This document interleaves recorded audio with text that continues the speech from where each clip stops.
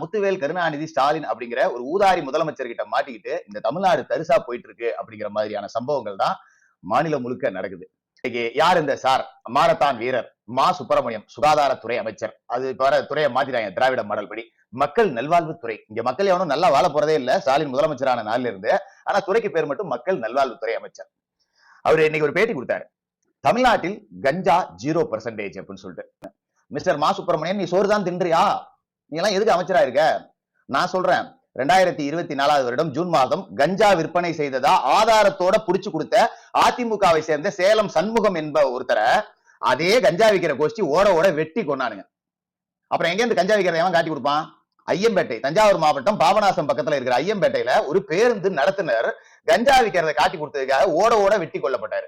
ஊர் முழுக்க கஞ்சா விற்கிறோம் போறா உங்க கட்சிக்காரனா இருக்கான், திமுக காரன் தான் கஞ்சா விற்கிறான். அமைச்சர் அனிதா ராதாகிருஷ்ணனோட ஆட்கள் கஞ்சா விற்கிறாங்க அப்படின்னு சொல்லிட்டு நான் சொல்லல, விடுதலை சிறுத்தைகள் கட்சியை சேர்ந்தவர்கள் போராட்டம் நடத்தும் போது சொன்னாங்க. கஞ்சா விற்கிறதே உங்க ஆளுகளா இருந்தா காட்டி கொடுக்கறதுக்கு எவனுக்கு மனசு வரும்?